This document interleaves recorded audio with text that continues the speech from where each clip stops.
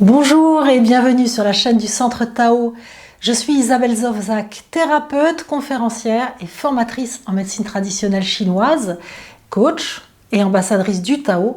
Et en tant qu'ambassadrice du Tao, nous avançons ensemble sur cette voie du Tao pour apprendre à mieux nous connaître, nous comprendre, et puis à mieux connaître l'univers.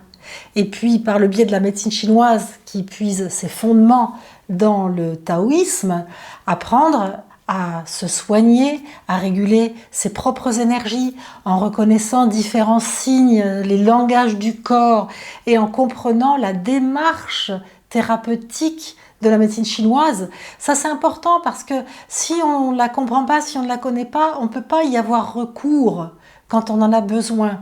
Et c'est fondamental parce que la médecine chinoise, elle peut soigner des maladies déclarées comme en médecine conventionnelle, occidentale, mais elle peut surtout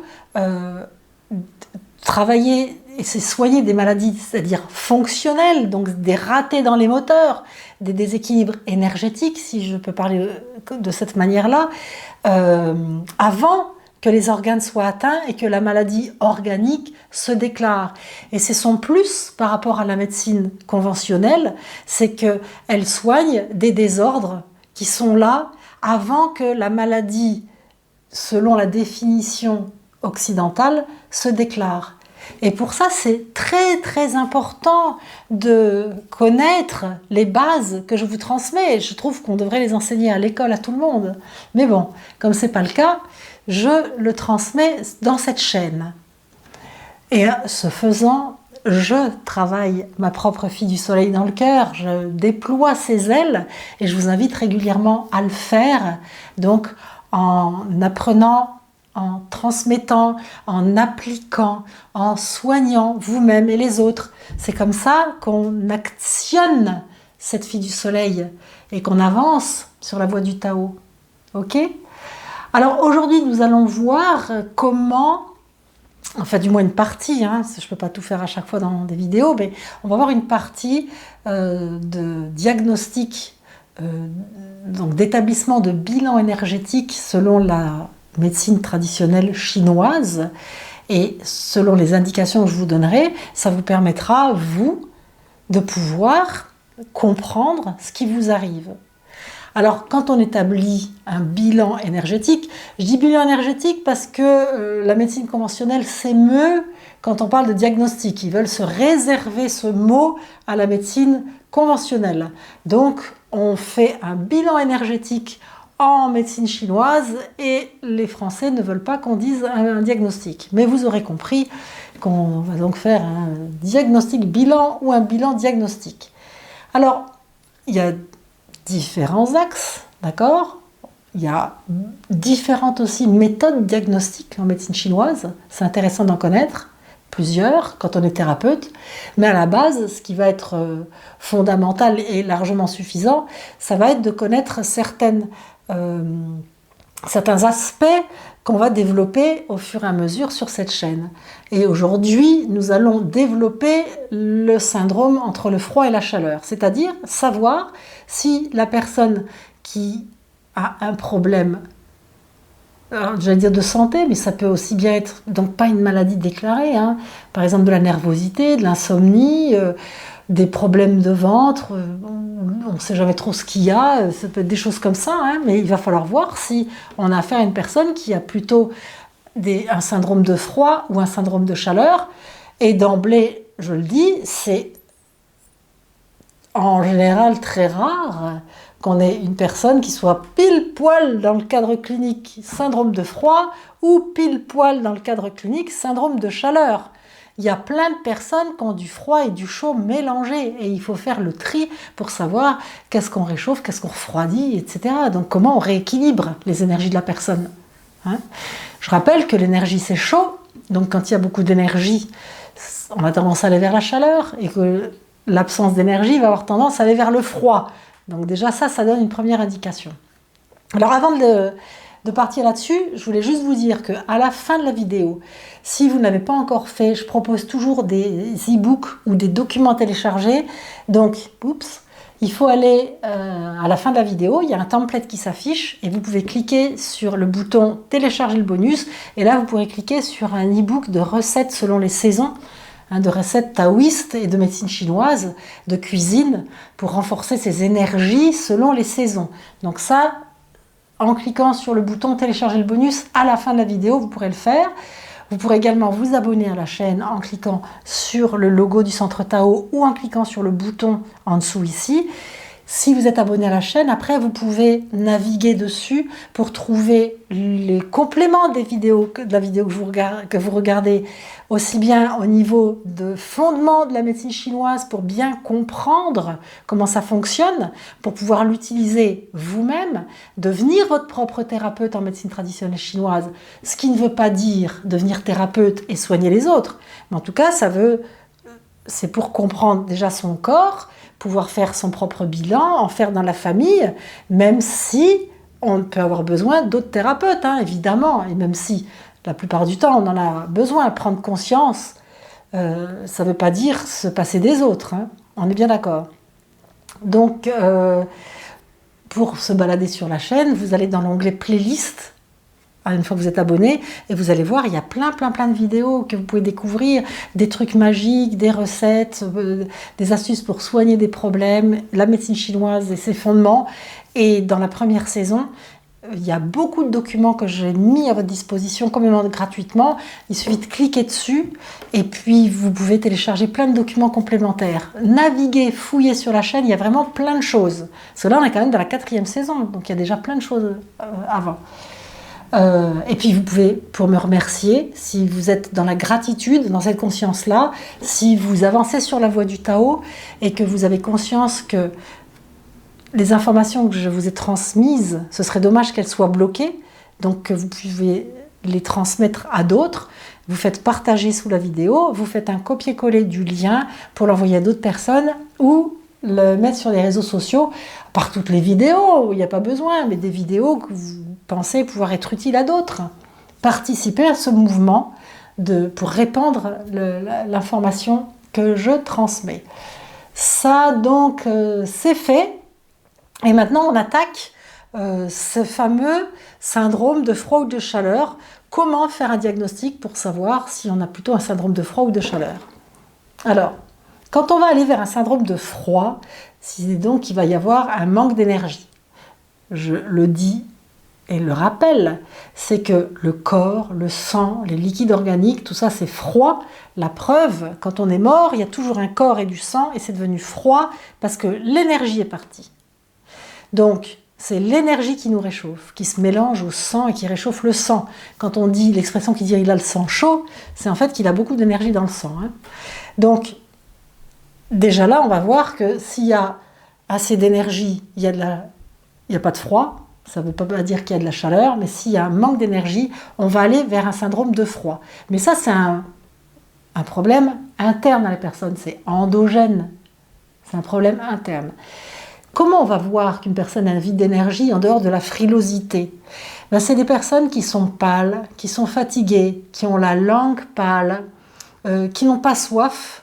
Parce que si on imagine que le climat interne de ces personnes-là, c'est comme un lac gelé, on n'a pas envie de verser de l'eau sur un lac gelé pour qu'elle aille geler encore plus. Donc, la personne-là n'a pas soif. Elle a les lèvres pâles, voire un peu bleutées, et la langue pâle, voire un peu bleutée. Comme le côté bleu, c'est un peu comme un enfant qui se baigne longtemps dans la mer froide, il revient avec la bouche et la langue un peu bleue. Il ne faut pas en avoir peur, c'est simplement qu'il fait froid et qu'il a des signes de froid. Okay, donc les personnes qui ont un syndrome de froid, même endogène, vont avoir ce profil-là. Et leur pouls va être ralenti. Le métabolisme va être ralenti. La digestion va être ralentie. Il y aura plutôt des selles qui sont molles, où il n'y a pas beaucoup d'odeur. C'est des personnes qui, si elles ont des excrétions, par exemple si elles ont le nez qui coule, ce sera transparent. Leurs urines seront plutôt claires. Tout sera dans le froid. Le froid, il y a un manque de couleur, un manque d'odeur. Tout est gelé. Donc ça peut être un froid interne en vide d'énergie, mais ça peut être un froid externe, c'est-à-dire la personne a bien attrapé froid. Elle a attrapé très froid, donc elle grelotte, elle a les lèvres bleues, ça lui colle de la diarrhée, et puis elle a le nez qui coule transparent.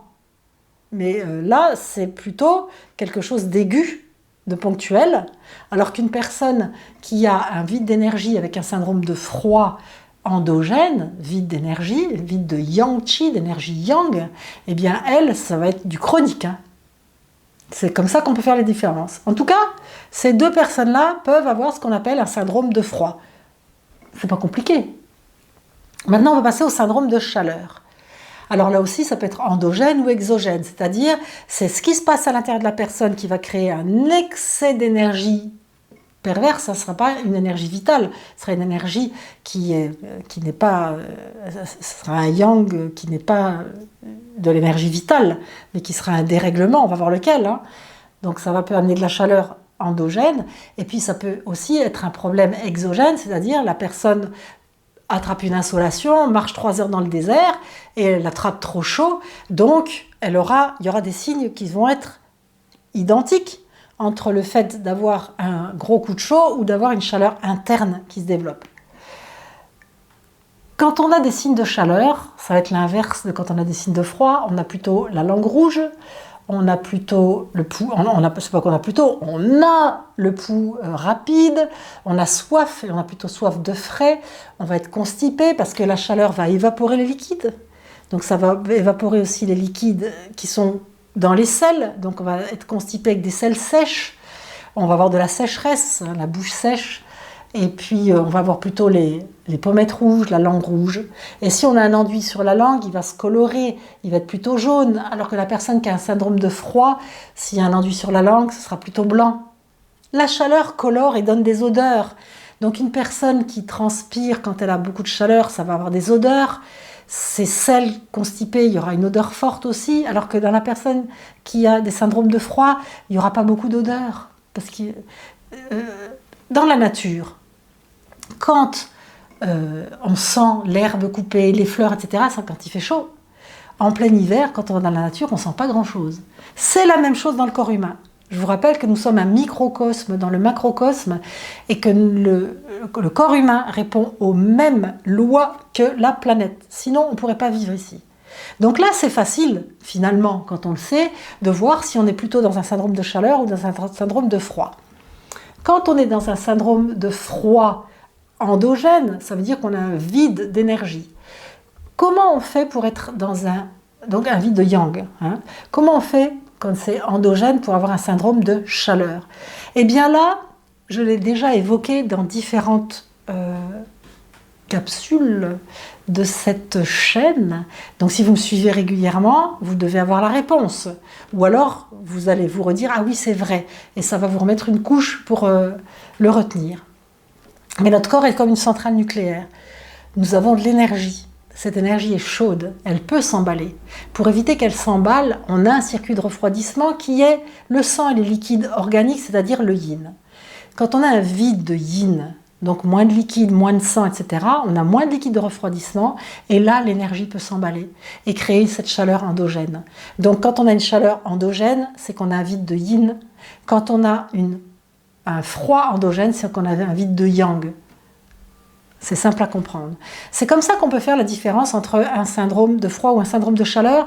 Je pense que je vous avais dit que pour l'écoulement, par exemple du nez, si on est dans le froid, c'est transparent. Si on est dans la chaleur, ça va être jaune.